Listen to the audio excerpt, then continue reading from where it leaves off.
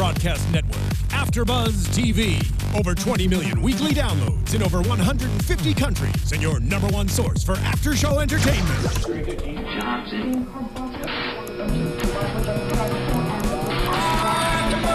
AFTERBUZZ TV, the destination for TV superfans. Producing aftershows for over 300 of your favorite TV shows. Interviewing celebrities and showrunners. And bringing you behind-the-scenes exclusives. All thanks to E! Entertainment's Maria Menounos, producer Kevin Undergaro, and internet leader Akamai. Now, let the buzz begin! What's up, AfterBuzzers? Welcome to the original Season 3, Episode 15, An Old Friend Calls, a title that I still don't quite understand. I'm Roxy Striar. You guys can find me everywhere at Roxy Striar, alongside two beautiful, fabulous ladies, Katie Campbell. Hi, guys. You can find me on Twitter at Katie E.E. Campbell. That's Katie with 3 E's, Campbell. And our chat mistress, Tiona Hobson. Hello, everyone, and you can find me on Twitter and Instagram at the Tiona Hobson, and I am in the chat room right now talking to all y'all, and there's a lot of, love about this episode and a lot of, maybe we don't like Davina, but I don't know. It's a polarizing episode. I love to hear that. So, let us know your thoughts, and I'll try to read as much as I can out loud on air. Yeah, in case you guys don't know what she's talking about, she's in YouTube right now. We go live 7 p.m. Pacific time on Sundays, live on YouTube. We're also everywhere on iTunes, SoundCloud. Make sure you write what you guys are talking about, because we love hearing everything you guys have to say. Speaking of things I have to say, I did this big change to my hair last week where I dyed it blonde, and I thought I was all cool, but Tiona's totally one-upping me. And this is the last time we will see her with this hair. She is doing something crazy cool. We might leave it as a surprise, Yeah, though. I think we'll leave it as a surprise, and you'll just have to tune in for my next after show to see what I've done, because it's getting done on Tuesday. Or check me out on Snapchat at Tiona_Hobson. Oh, shameless plug. I love that plug in there. I'd set you up for that, though. You totally. Okay, guys, what did we think overall of the episode? I know you said that the chat is 50-50, but how did you guys feel? I really liked it. I love these episodes that, when we're getting a break for a couple weeks, they always give us a really good episode. Auntie. Yeah, and I love that. So I enjoyed this episode. Katie Campbell, lover of love. I'm not surprised whatsoever that you enjoyed it. How'd you feel, T? I loved this episode. I thought it was so great, so interesting, and not to take anything away from the crossover episode last week, because I wasn't here to talk about it. I loved it, and I love seeing, old characters coming back. But I feel with the crossover, sometimes it's not so much about moving the story forward as it is about playing with these characters. And tonight we got to move our story forward in some of the best ways. So I was really excited about this episode. I'm glad to hear that, because I really loved it too. Especially, I can't even wait to talk about it, because we just got to throw right in there, the Colvina stuff. Yeah. Now, you guys know, because this episode airs a couple days before we cover it now, I try to avoid Twitter like the plague. Well, I did why too. don't you watch it live? Because, Katie, sometimes on Friday nights, Listen, I pass out early because I'm not working.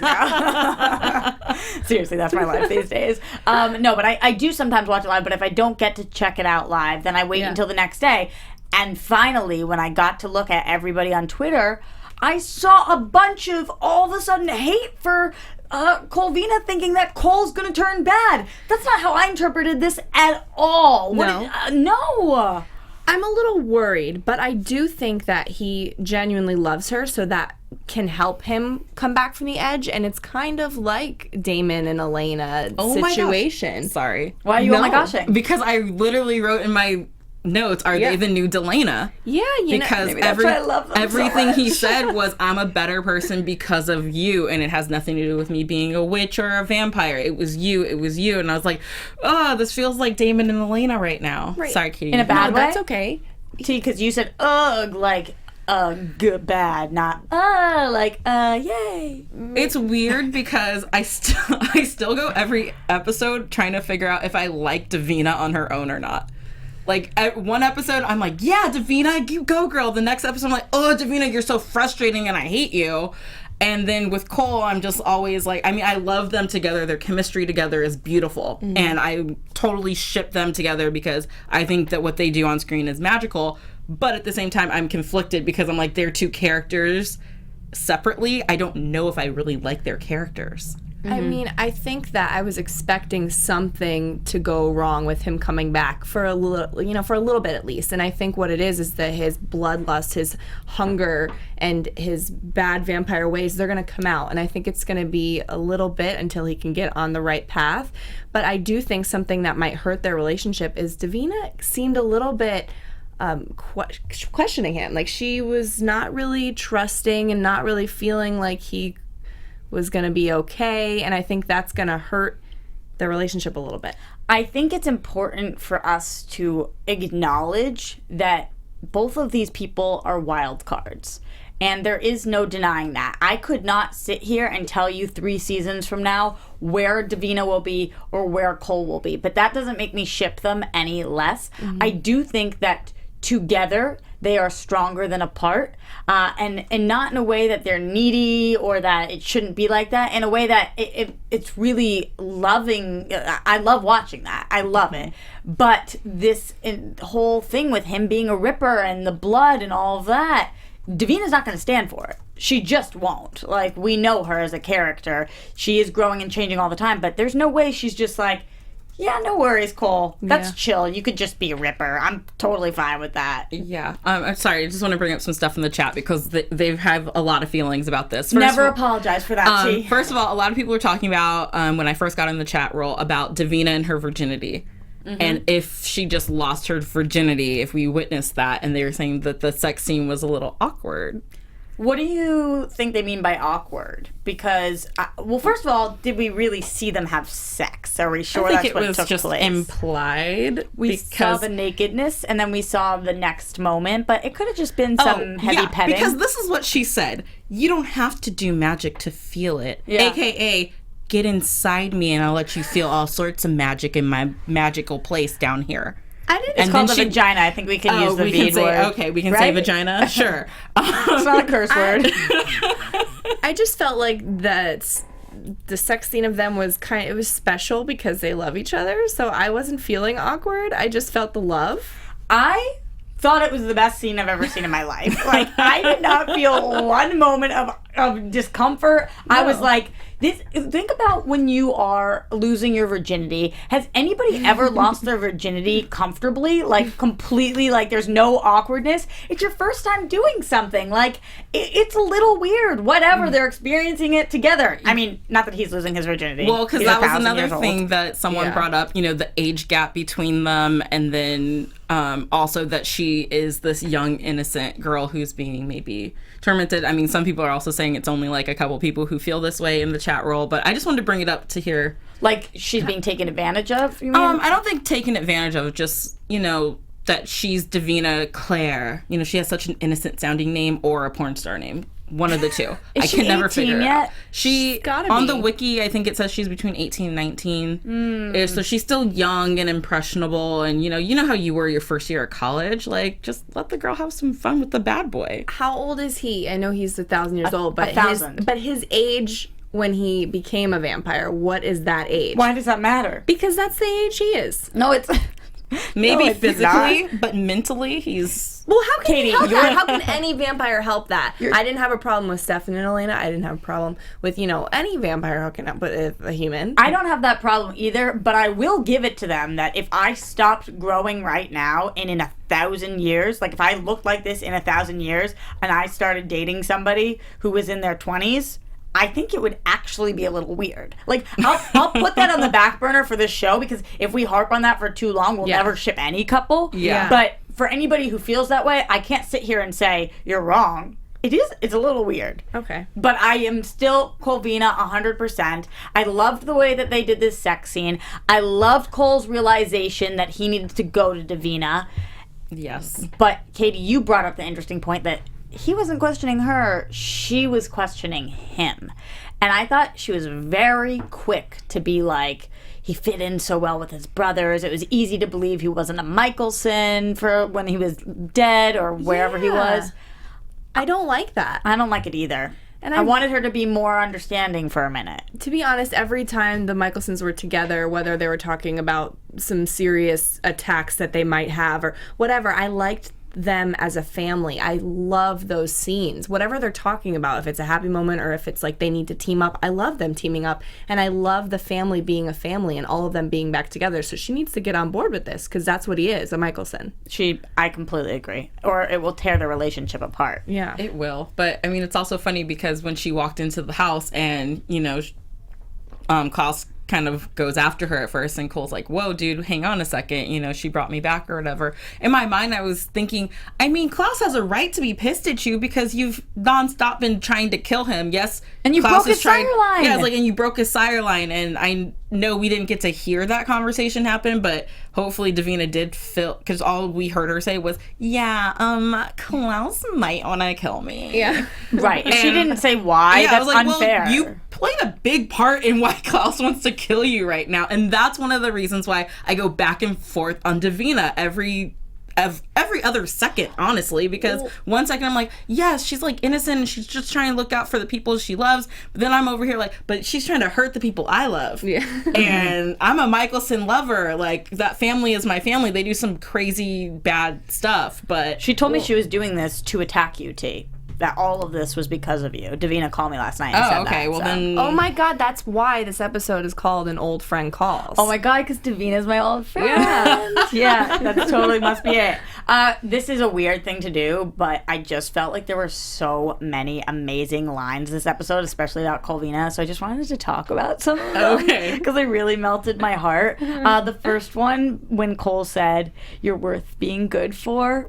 Oh my God. It's just like every girl's dream. And I saw that all over on Twitter and I was like, what are they talking about? What are they talking about? And now I know, so I'm part of the club. Next, when Josh said, doesn't matter what he is, only matters who he is, which I think is really like, go Josh. It kind of alludes to his relationship with Aiden. Yeah, which I love when we do callbacks to that. Because he wasn't a vampire. He was a wolf and, you know. Mm-hmm. And I thought that was really, really smart that he said that. And I also love seeing Josh's relationship with Davina because there's no ulterior motives there. Like, they just are actual little friends. Mm-hmm. Like, schoolyard friends, which is cute. Although, did he go try to get information out of Davina for Marcel? Did he go? No, he tried to get. No, he wanted the spell to see where the friends were. Yeah, and she ended up doing that. Yeah, but he said why. Yeah, he said why he was doing it. He didn't trick her and say like he just needed it. Right. And then I liked when they were talking when she says, "Don't they need you?" about the siblings after he came, and he was like desperately. And then he's like, but I'd rather be here with you right now. And I was like, yeah, you would. I don't know why you guys, this didn't work for you guys as well. It just like, all of it was breaking my little heart. Because it reminded me of, I'm a romantic comedy like nerd. I love one-liners that get your panties wet and you're just ready to go. And Cole drops them all the time. And especially with that accent, it just makes them that much more like so much fun. And that's the reason why I can't let myself fully love it, because I just don't want to see anything bad happen, because it feels like it's being set up a little bit. Yeah, that's true. And so, all right, my guard is up, but I'm also enjoying myself, and that's how I feel about Colvina right now. Yeah. Enjoy it. Yeah. Enjoy the ride while it lasts. Every girl should have a little fling with the bad boy, but just don't be... Don't get too attached, because it might not end well. No. You see, this is where we're disagreeing. I don't think this is a fling. I think that this is endgame.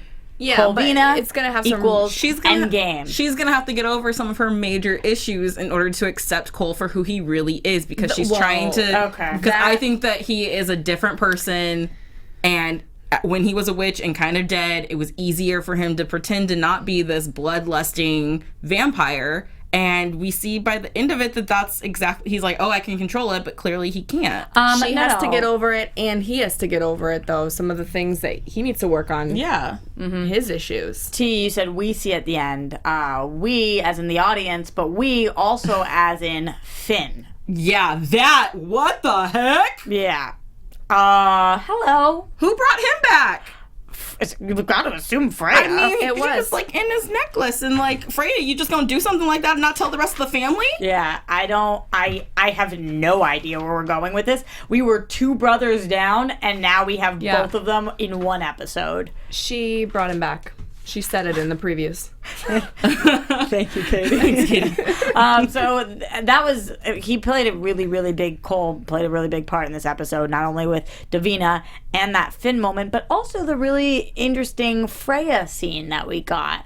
A lot of people were wondering, when is Freya going to acknowledge that she knows Cole? And tonight we saw it as after he came back and they had that minute, and Cole actually said, hey, like, aren't you that chick from that one time? That turned him down. Yeah, gross. You always remember the ones that turn you down, don't you? Just to, Because it's his sister. just to throw some shade at Tiona for a second. T was like, I kind of wish that they had hooked up. I didn't say hooked up. I said that they met at a bar and were hitting on each other. I wanted him to just start hitting on her and her to just look at him and be like, little boy, no. First of all, I'm your sister. Second of all, this is never gonna happen. Yo, it's chill if incest is your thing, man. But, like, I don't know if CW's going to go there. It's not like we did that on Gossip Girl or anything. Yeah, exactly. And Cole just didn't know that it was his sister. That's true. So, And she's hot. So, Yeah, exactly. She's I get hot it. too. All right, so moving on from Colvina, but I'm going to keep doing that thing where I say different lines throughout because, oh my God, there were such good lines tonight from all different ships. Let's move on to, I guess his name is Gaspar Cortez. We had a little debate at this table here about the name, but that's what we've come That up is with. what the subtitles said. They said it so fast every time. That's why I had to put on the subtitles so that I knew what they were saying. Like, what is that? Why do they make it so Cortez. difficult for us? So let's just call him Cortez for the purposes of this, Mr. Cortez. He's coming back with a vengeance right now. He's causing all sorts of trouble. And I thought this was going to be a big bad of the rest of the season. I was so surprised that he's gone now. I didn't expect that at all. Why did they build him up? I mean, I guess it wasn't him that was important, but I was like, wow, this guy is scary. He's here to stay. Gone. Dead. We knocked him out like that. Guys, if that's the person you send in to see what's going on, to scout the situation and see if the rumor is real, that means that 10 times worse is on its way. I love when you're smarter than us. So they're working together then? Because he talked about how they stay in contact, the people that he's hurt. So they sent him in, you think? Yeah, we saw all of the sires move on the map. Right. They're all coming there. But they're all keeping he in said- contact and knowing what's going on with his life. Right, because Klaus said, how did you know about the White Oak? Yeah. And he said, I came here to confirm it, and now I have. And then they all started moving in. So, yeah, they're all coming to get they're him, all- and they're joining forces. Sent them a text. And I mean, I loved how he's like, before, we just all kept in contact in our own ways. And now, technology, like a simple text message will do. What is that thing that you have where you text somebody with the buttons and it sends through? And immediately they have that information. Wow, it's crazy. I wish we had that in real life. Technology is a hell of a drug. It is, kids. Stay away. So before we actually do end up murdering, rest in peace, Gaspar Cortez, he seems to be running the show. He's got Vincent in there doing every which thing. Like almost dying, trying to get the ancestors to help him find out where this one piece of white oak was, which I guess we didn't count the bullets right, because I was like, oh yeah, we're done with the white oak. And no, we knew there were surprise. seven bullets. Maybe I thought she fired off 7. Yeah. I mean, it happened like 2 weeks ago, so. Yeah, and over some time, but she didn't. So Vincent is working for Gaspar, but like you just mentioned with the White Oak, he does eventually start getting these, I don't even know what to call them, vision pains, like I think the witchy I think it was the ancestors finally just being like, well, Cortez is gone, and you can use this information now on your own will to take care of whatever problem you may have instead of being forced into it. But sometimes I think, like, as a witch, sometimes I think the ancestors are pretty messed up. Yeah. Like, you see this guy is trying to save 30 innocent lives in this bar. Are you saying you're a witch? When you said as a witch? Yeah, like as a witch. Like, I'm a witch, you know? Got it. She's like, the witch. I'm That's the witch, true. you're the vamp, she's the werewolf. Yep. And I just feel like our ancestors are a little messed up sometimes because he was trying to save innocent lives and was being forced to contact them to find the whereabouts. And I'm not saying that they had to show him the real location. They could have given him something to help him get out of that situation without making his eyes bleed and passing out and almost killing him. What's right versus wrong with the ancestors? It's whatever they feel that day. Yeah. They're very touchy. Look what they did to frickin' Cole, too. Like, this whole thing. Stop making people's eyes bleed. Yeah, if they don't like Klaus because of the suffering that he's caused, but there's causing suffering for, well, I guess they're doing that in revenge. But it's hypocritical. Yeah, but it is hypocritical. Stop making everybody's eyes bleed. But Vincent now went from having very little power, because I was thinking throughout this episode, he kept being like, "This is my city." Vincent, this is not your city, honey. I mean, I'm saying it. I think he's strong, and I think he has a dark side, and I think it's going to come out still. If somebody said to you, "Whose city is this?" would he be in your top 5 people whose city this is? Maybe. No. Oh, Katie, you are we full don't of it. know all of his history with the witchy stuff. Katie's like Davina, so innocent and naive. Yeah, this is not a city. But now he has the most power of anybody in this city with what he's acquired. You said top 5. I didn't say top 1. All right, but just out of curiosity's sake, what are your top 5 then, Katie? Klaus. Yeah. Marcel. Yeah, that's 2. Maybe even Elijah. That's 3. Uh-huh. I'm with you. Right now, I think Finn has more power than he might be showing. Okay. So who's left? I don't know. Freya, Cole, Rebecca, Davina. Yeah, maybe even Haley. She's pretty strong. Haley. Sure. Well, there we go. Okay, so none of them were him. Finn. Oh, I meant to say Vincent. I always call him Finn. Well, he was Finn for a little while. My God. It's confusing. Can you look at my notes? Finn. It's all Finn, but it's Vincent. 8 is what people. You named 8 people before you named No, him. no. You don't even remember his name. Let me so he cannot rule the city. Let me clarify this. He was Finn for the longest time when we met him, right? Yes. So that's why I keep writing Finn. It's terrible. But I meant Vincent. When I said Finn, for the record, when I said Finn, I meant Vincent. I forgot to tell you guys this. Maybe I should say it off air, but I'll say it right now instead. Speaking of people we've met, Michael Narducci has been tweeting. He said he would come back on the show, so let's get him back Michael. in. Yeah. Come on in. We got a lot to talk about. He said he was like, I had a great time. I'm coming back. Okay.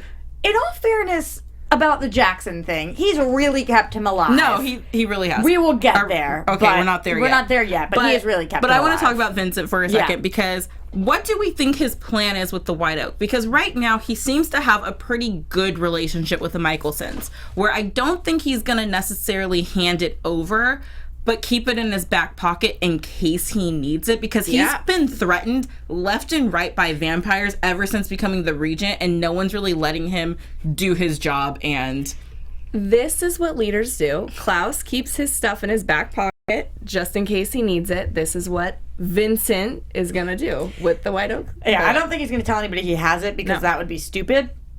If he does, he's going to tell Cammy. Mm-hmm. And I will tell you guys that I am low-key shipping Vincent and Cammy. No. Again, I am. Remember when he was Finn and we were all like, oh, that could be fun because he was her therapist? Yeah, but no, I'm shipping it a little bit because I think she opens up to him in ways that she doesn't to other people, like calling Klaus out tonight and being like, I don't want to be with you. This version of me doesn't want to be with you. But even I knew that was a lie when it was coming out of her lips. How did Klaus not know that was a lie? See, I literally wrote down my notes. I go, I'm so annoyed, but I know she's lying. I want to believe her, but it's total crap. She's just, it's so frustrating. Hurt, though, a little bit. Even if it's a lie, it hurt. Oh, yeah, it still hurts. Hurt you? Yeah. Oh, yeah. You know, I mean, I'm sure. She's like one with Klaus. She also called me last night and told me that part was for you. Gotcha. Yeah, old friend calling. It should be old friends call. Yeah, Roxy. It should be an old friends called Roxy. Old friends called Roxy. I don't know that I see them as a ship. I like their friendship, and I like that even though he's a witch and she's a vampire now, he's still her person that she can go to and talk about things and help get things worked out. And I don't know that I necessarily see it going romantic, but I appreciate your thoughts, and they're welcome anytime. I wholeheartedly believe that you can ship friendships. Like I ship Damon. I love Bonnie and Damon on Vampire Diaries. I think that they're amazing friends. So I totally think you can ship friends. You can. I think you just have to say clarify what kind of ship you're doing with them. Yeah, absolutely. Okay, so then we know all the sires are coming. We killed Gaspar Cortez. And so, whatever. He wasn't that big of a bad. Do we think this is going to be one of those things where we see one of them come, get defeated, another one come, get defeated? Or do we think because we're jumping 3 years ahead, we're just going to hear the stories about what happened? Are we jumping? Well, we're going to have to jump at some point. We're just not going to have Klaus on the show? No, here's what I'm thinking, though, about that. I think they didn't show him in the previews necessarily, but he might still have his scenes with Haley and Hope on the run. For 3 years? No, but until we jump. Yeah, but not necessarily next episode. No, I'm not saying next episode. I'm just saying. We are going to see some of the enemies coming in, and I think they were all moving towards that area. So I think it's not just going to be one at a time. I think it's going to be a bunch of them. I think they're going to get there at the same time. Yeah. Okay, but so it's an army of sires. Yeah, and I mean, since we're talking about their plan to escape, I wrote down in my notes, how does Klaus leaving save the rest of his family who's staying behind? Because like he said about one of the people who was on their way, Klaus told Elijah, well, they could be after you as well because you did this about your sire line and the sire wars. And because there's just that family has done so much together as well that what's to stop them from hurting Elijah to bring Klaus out? I'll tell you what. Because Elijah's still linked to all of his people, and so it's different. Klaus was in way more fear of his life because his life is only tied to his own at this point. So when it comes to Elijah, it's the same as it's always been. No, but these people, who were sire to Klaus, they're going to come after Klaus and his family and his loved ones, the people he loves. They're going to go after him in that way, too. So that might drag Klaus back. I would be way more worried for Freya because nobody's sire to her. Elijah is totally the safe one right now. Well, because he has the Strix who will protect him. But it's not going to stop Klaus's now unsired line from attacking him. And then what happens now that Cole's back? I doubt his sire line, who all dropped dead when he died, get to rise from the dead right now. Or Finn's. But, they're both back, and we don't know what Finn's plans are or what he's back as. I have no idea. Well, he died a witch, right? Finn died so long ago. Cole died a witch, too. No, I thought he explained that the spell brought him back as his spell brought him back as his original vampire form, but he died as a witch. So yeah. I think these sire people are going to come after Klaus's family. Okay. Well, we'll definitely have to wait and see how that goes. Meanwhile, we've got our whole Haley storyline. Wow, this episode was jam-packed. Jam-packed. Haley's got this list, like a psychopath. Haley, you're my girl. I love you unconditionally. But girl's got crazy eyes tonight. She is on a mission and is not stopping.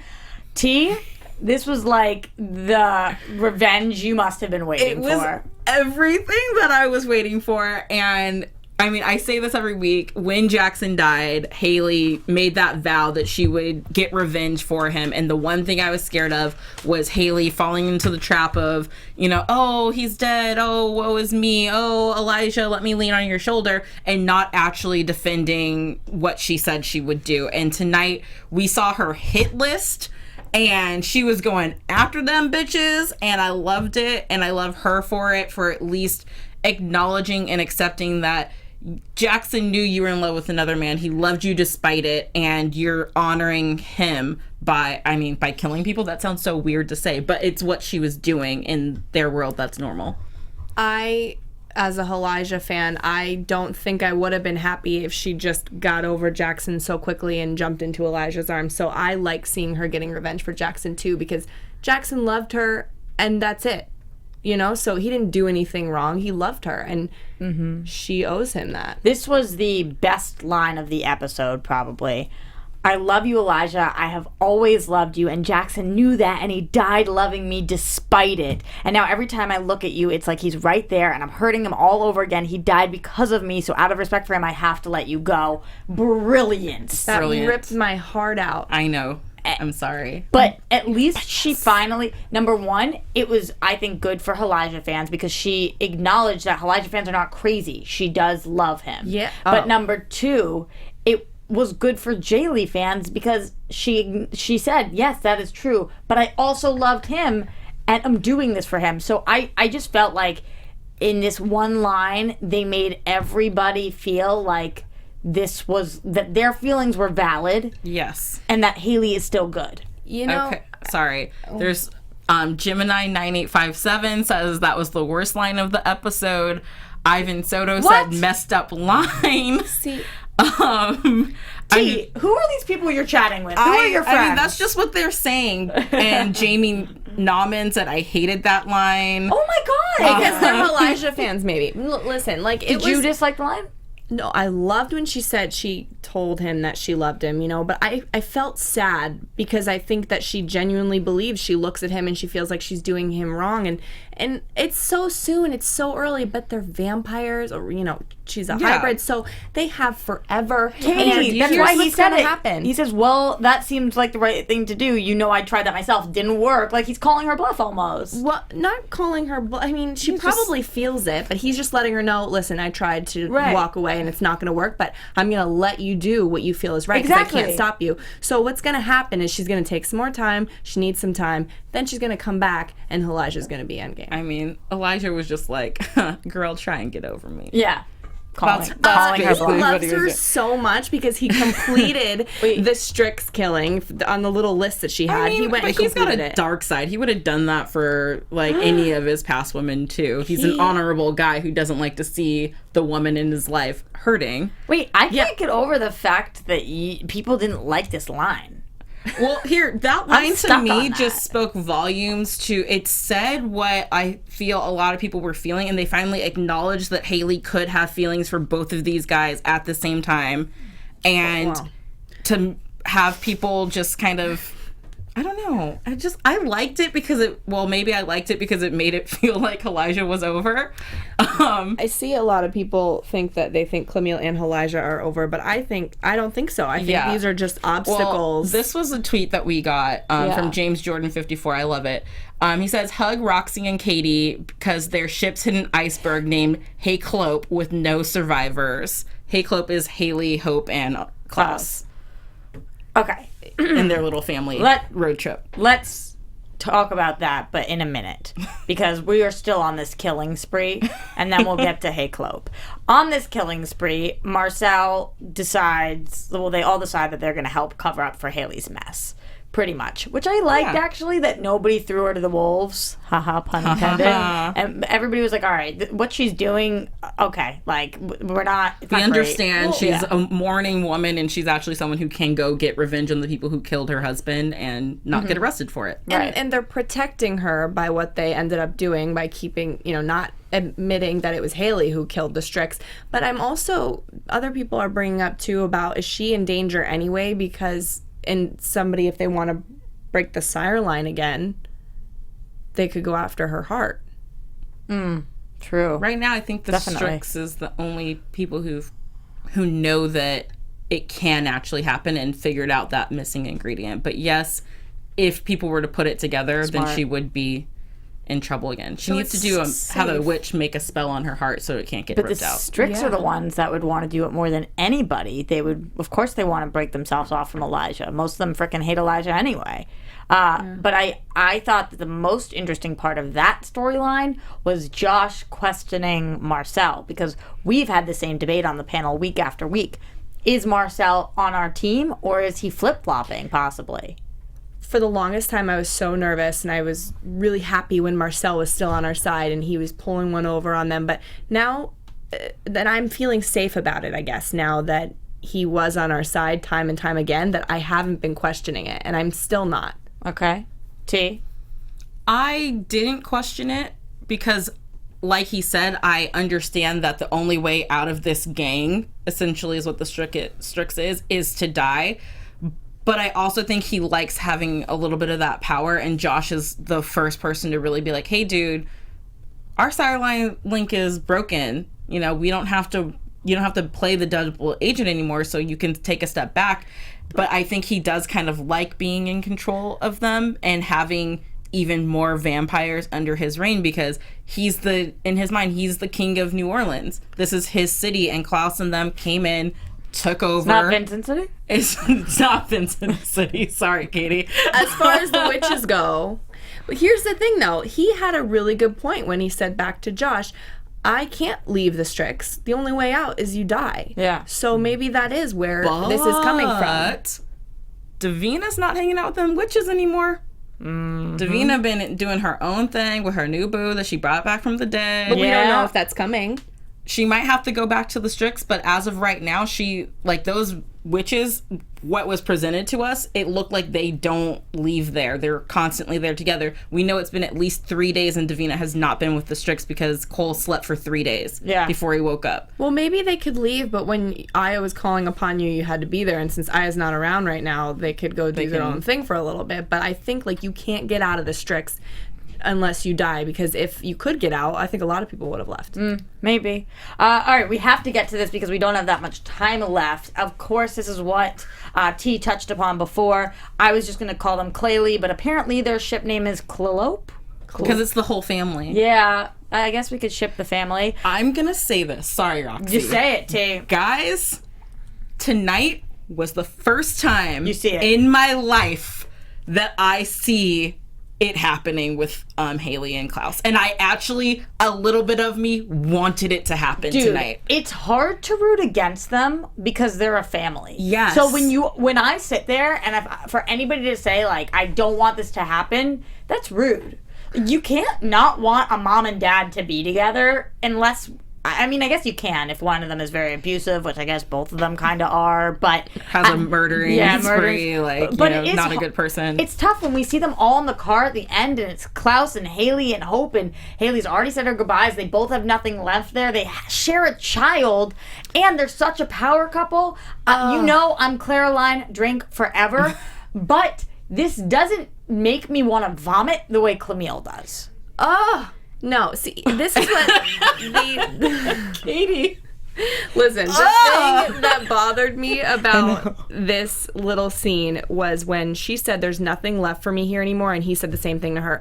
What are you talking about? Regardless of who you love versus who you're going to be with right now, what about the people that are there? That, she's friends with Davina. She has Haley? a really... Yeah. You think that's why she would stick around? No, sorry, I'm saying she can't leave. My BFF. No. I'm not saying she can't leave. I'm saying she said there's nothing here for me anymore. I think that's totally rude. It's just a dramatic thing. I would say that too. When you go through a breakup or anything, it's my life is over. Get over yourself, though. I just think it's quit rude. your job or you get fired. The world's falling apart. That's not what's actually happening. You just say that. There's nothing left for me. But that's what I'm saying. That's what bothered me about this scene is stop it. You need to take a step back and get it together really quick and realize that there are other people and friendships, and she made friends with Cammie and she wanted to take care of her and help her, teach her how to be a vampire, and then there's nothing here for me anymore. Could you see Klaus? There was no other way that this show could have justified Klaus leaving. He would never leave Hope. That would not happen. So this was the only way, unless he was going to take Hope from Haley, which would have been total crap. Which I actually thought he was leaving without saying bye to Hope when he first said bye to people and walked out, and I wrote, he's not going to say goodbye to his daughter. But and then she was in the car. And that's what I liked about this is them going off as a family, regardless of what is supposed to be romantic endgame relationship. I liked that he is taking care of Hope, and you know what? He needs to get Hope out of there because we got some bad people coming. So not only should he be worried about himself, but he should be worried about Hope and Haley, and he should be worried about Elijah and Freya and all that too, like I've said before. But Haley needs to get out of there anyway right now because somebody might want her heart for the sire line. So I think it's a good situation that they're leaving for the time being. I have someone in the chat earlier. I copied this so that I could remember to bring it up. Right. Karen Alp. Do you guys think it's a weird parallel how Klaus and Haley left New Orleans with Hope like Alaric and Caroline left Mystic Falls with Josie and Elizabeth on Vampire Diaries? And I did think of that when it was happening. I was like, both shows we have, a sort of goodbye of sorts, and then, you know, they go off with a family, and it's two people who aren't in relationships, but in playing house and playing family, feelings can develop, and you could end up like Caroline over on Vampire Diaries, where she's now... Don't say it. But here's the I'm just thing. saying she's now... That could be true. We know that she's engaged. Don't say it. That could be true. Tiona, that could be true, but just as Caroline and Alaric aren't endgame in my eyes, doesn't necessarily mean they have to be endgame. They could be endgame. Yeah. I don't know. I'm not the creator and writer of the show, but... To put a little button on this, I felt like them driving off could have been a series finale. Oh my gosh. That moment to me was like, wow, this is a family sticking together. So I did enjoy that. Even though that's not my ship, I respect it. Yeah. Sorry, there's one quote I wanted to bring up, because when Klaus is talking about why he's leaving and the fear that he used to have in his mind, he says, there was a time when the name Klaus Michelson was little more than a rumor, a shadowy figure who cast fear into the very bones of anyone who heard whisper of him. T. Is he Voldemort? You're joining the quote club today. Yes, I am. I wrote this down, and because Katie, when he said it, yeah. Yeah, my favorite quote was, "I love you, Elijah. I always have." And then I thought it should be, "And I always will." I said that one, and you didn't even react. No, I did. Okay, guys, we have to get into some news and gossip because we only have 3 minutes left. Let's hit some news, team.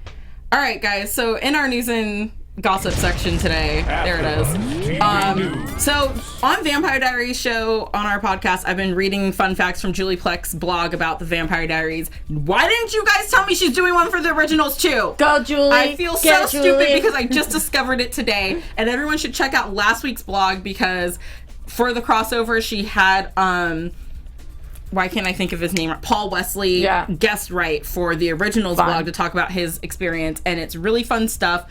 One of the things that they joke about a lot is Paul and Daniel, who play Elijah, being in love with each other secretly, and how Daniel broke Paul's heart one time, and so it was this whole thing. I love it. A lot of inside jokes, fan fiction coming from that. And then in this week's blog, Roxy, this one's for you from last week. Paul, because they were talking about Klaus and Stefan's relationship and how they're now currently in love with the same person, Caroline. And Julie kind of wrote in her notes, "Why the F would you mention that? What's wrong with you?" And Paul's response was, hashtag Team Caroline. No! So Paul is on Team Caroline with you and me sometimes and the rest of the world. Do you know what's so funny about that? Paul and Candace both have gone in interviews hundreds of times saying that they don't really understand their relationship. Like, yes. They didn't really, but they're like, oh, we like it, but we didn't really see it coming. Like, so that's amazing. Yes, Katie, so thank that's you for that. for you. And that's for you guys at home too. Yeah, and for you guys at home. And then some fun facts from the episode that Julie pointed out this week.